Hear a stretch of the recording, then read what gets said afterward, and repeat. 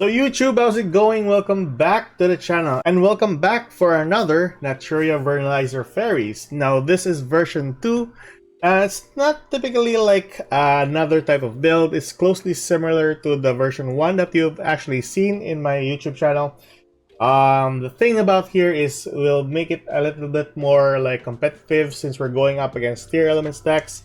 After the edit for this deck or the previous deck for the version 1, we got some tier elements gameplay and it was hard to actually use that deck before. Needless to say, we are gonna use some of the counters for a tier elements deck, which is our very own copy of Gravekeeper's Trap and one copy of Exchange of the Spirits, which of course we can just get a hold of Gravekeeper's Trap with the effect of Medora. In addition to that, we actually cut off some copies also for Naturias, except for the Cricket and the copy of the Camellia, which we need to max out on 3 copies as well. 3 copies also for the Blessing. Really good card to actually get a hold of any monster, and it's not really a hard once per turn or a soft once per turn. Also, speaking of the Sacred Tree, I managed to cut this off to 2 copies because most of the time as I've played alongside 3 copies of Sacred Tree, you'll get like 2 copies of this during your starting hand, which you don't really want to have that kind of scenario on your deck. Also, having a test run on drawing cards right here gets me like a probability of like 3 to 4 in a 10 game matchup. Furthermore, we're gonna be maximizing Maxi because it's really useful against tier elements or basically any special summon decks for that matter. For the Vernusylph monsters, we're maxing out a copy of Seedlings and then the Awakening Forest, but 2 copies of Flourishing Hills because that's basically just a search for another Vernusylph monster, which we'll basically just have a copy of the Awakening Forest or the Seedlings. We're still gonna take up 1 copy of Revival Golem for the use of the Forest. Also retain the copy of Vera because it's really good for this type of deck. If ever you'll get locked out, because it happened one time against a Live Twin Sprite deck. So if I got locked out with the extra deck, there's no way that I can actually use my monsters. So having an extra copy of Vera on your main deck is quite necessary. Add an addition of Prankratops if ever you can't spell summon your Vera to the field. So it's a really good card to have. Also, it pops 1 card on the field. If ever there is like typically a face-up Dimension Fissure or any banished cards, you can just pop that card with the help of Prankratops. Oh yeah, 1 copy of Foolish Burial Goods and then 1 copy of Triple Tactics Talent, which is very much necessary against a tier elements deck. Extra deck wise, we are gonna revolve around. We're cutting off some of the cards that were unnecessary for the deck. So right off the bat, we're removing the exterior here and then just focus on the copy of Beast and the Barkion. Really good card to actually retain this deck. Circle of the Fairies is a new level 7 that is really good. You can actually normal summon an additional plant or insect monster during your turn, so that's one thing there to take note. But also take note that this is a wind monster, not an earth monster, so there's some cases there if you're gonna use the effect of a Vernusylph Fairy. So locking you out into earth effects only is something that you need to remind yourself from time to time. Level 8, we have the Crystal Wing. We retain the copy of Crystal Wing. And then 1 copy of Cyframe Lord Omega, which of course just banishes cards from your opponent's hand out of play, which is pretty much what we need. And of course, if ever our Medora or our Keldo is banished, we can just put it back to the graveyard, in a sense. Another level 8 that is somewhat useful is Draco Berserker of the Tenyi, because most of our monsters here are level 4, which of course, Camellia is our only tuner monster that can go for a level 8 Synchro. That is why we have Draco Berserker of the Tenyi also banishes cards. It's a really good counter to tier elements as well, banishing cards for any monster effects. Level 10 Synchros, we're gonna go for Baron the Floor and Sheng Ying. That's the only level 10s that we have. XZ wise, we're gonna retain a copy of Abyss Dweller and Baguska, and then we'll also retain a copy of Zeus in case-to-case scenarios. I just remove the copy of Exiton Knight, and then we have the Link monsters. Though we'll retain a copy of Osa, the Earth Charmer, really good counter to most of the decks nowadays, since they are using the Ishizo cards. 1 copy of Nightmare Unicorn, 1 Appaloosa, and then 1 copy of Axis Code Tucker just to beat down any towering monsters on the field. So that's basically your Deck profile, guys. Let's move towards the replays. Now, they're just 2 replays, but they're quite long, so just bear with it for a bit because we're gonna go beyond 20 minutes if ever. We're gonna be showcasing like 3 or 4 replays that has a duration of 5 to 6 turns against some of the meta decks. So that's it, guys. Let's go to the replays, and I'll see you guys later for the outro, okay? Alright, guys, so here we are with the game replays, and we have here against Heroes. So we have a starting hand of 1 or 2 Camellias, 1 Forest, and 1 Vera, which is a really good card to have on our hand. Furthermore, it's easy enough to summon with the Forest. And lastly, 1 Maxi, so that's a really good card to have on a going second basis. So our opponent, we are dealing with Heroes, by the way. So with a dish of Ishizu cards. So we go check our opponent's graveyard here, and for some reason he has Laundry Trap. I don't know why he has that, but yeah, might as well. Gonna drop a copy of Maxi. There we go. This is actually a weird build that he has, but yeah, I can't complain. And yeah, there we go. He's gonna, for some reason, he's gonna recycle back my monster, which I do agree he will just recycle it. Thank you for recycling my cricket back. That's one thing I really need. So he's gonna fuse into Elemental Hero, Brave Neos, and then set 1 favorite contact. Mill a second time. Was it my mill? No, that wasn't my mill. Anyway, so we have 3 back rows with a favorite contact. So in our turn, we go for Naturia with the Blessing. Opponent is going to recycle back his very own copies and a copy of my Naturia in the graveyard. Fine by me. That's really fine.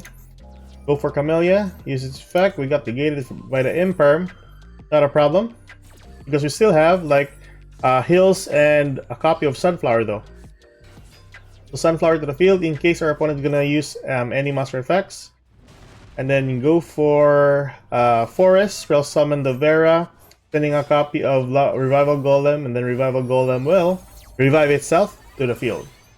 And since we have level 4 and level 2s, we go for a Barkian, since if ever he's gonna use his trap card, we have Barkian for that matter. So at this point on, we go for Vera, control his Brave Neos, and then this is basically a game, actually. So there we go. Summon the Osa. Osa will then spell summon his only high attacking monster, which is the Zolga the Prophet. Attack for game. He's gonna chain with the effect of Spirit of Neos. Negate that 1. So the trap card is now activated with the Imperm, and then gonna use the effect of favorite contact, which, you guess it, Barkian effect, or countered by the Barkian effect. And that's basically game. We have more than lethal here. So easy enough. Alright guys, so game number 2. This is a little bit long because we're going up against a tier elements deck. So here we go. We are gonna start off first with 1 Blessing, 1 Camellia, 1 Agido Modora, and 1 Sunflower. So normal summon the Sunflower, spell summon our Camellia. He will then chain with the effect of Ash Blossom on our Camellia's effect. Use the effect of Sunflower for negate and prompt the effect of Camellia just to mill some cards. So we milled something for Secret Tree, and then there we go. Another copy of Secret Tree is sent to the graveyard because of the Camellia effect. Our opponent is going to chain with Kelbeck, bouncing back my copy of Sunflower, which is perfectly fine. I'm not, it's not going to be bothersome. We'll summon Agido, and then we'll summoning a copy of Forest from the graveyard here. So we got another body on the field. And getting a hold of 1 Blessing and then 1 Cricket, which we'll need later on. So Cricket's going to be spell summoned to the field. Go for Naturia Beast. And since it's still main phase 1, we can't do anything else, basically. There we go. We'll go for a level 8. Or an Omega. Banish 1 card from the hand. There you go. So that was a good card to actually banish. On our opponent's turn, I'm going to summon 1 Agido. Fuse into, or Exi summon into, I mean, Zodiac, so this is really threatening. So I use the effect of Cricket. Now, I really thought that he's gonna go for a Trident and then attack and then go for a Zeus, but I forgot about that's why I'm gonna use the effect of Cricket here to summon the Stink Bug. But sadly, I forgot about the effect of Boar Bow that can direct damage. So that's one thing there. Gonna go for Trident and then go for Zeus. So this is actually dangerous on my part now since he has like a lot of materials for his Zeus. Oh yeah. We'll activate the effect of Zeus. Send my card to the graveyard. Use the effect of Pillarina. And since I am checking my graveyard if ever there's any, I'm hoping for the best. He doesn't mill anything good, which, lucky as I am, he didn't mill anything good. So on our turn, we got back our Omega, attack the copy of Sharon in the field.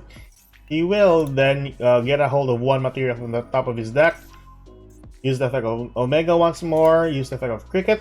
We'll summon 2 monsters, which we can go for Osa later on. Pay no attention about the drop because I forgot I only have 2 copies of the Secret Tree.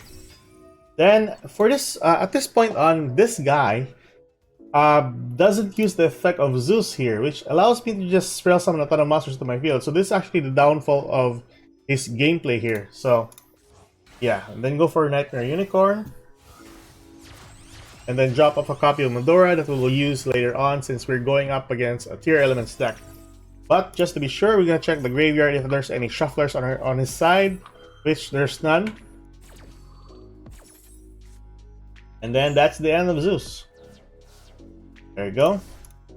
So on the next turn, he got a hold of 1 Rhino Heart, sending a copy of Hadness, used the effect of Hadness. Luckily, like I said earlier, the Medora will help us out.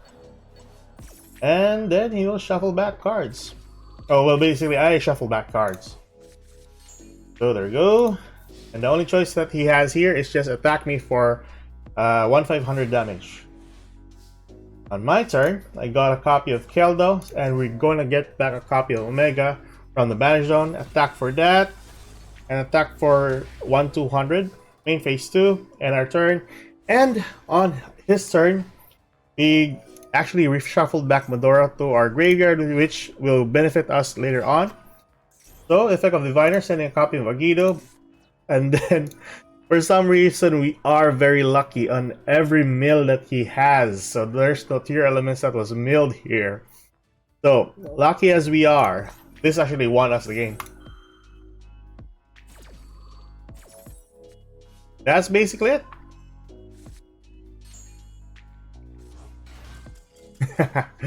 So that's it, guys. That's the replays, or those are the replays. Let's showcase more replays like this with the new Naturias later on the line. Just go back to the outro, and I'll see you guys later on. Alright, so those were the replays, and this is the deck profile, guys. Hope you enjoy this kind of content. I'll see you guys on another video.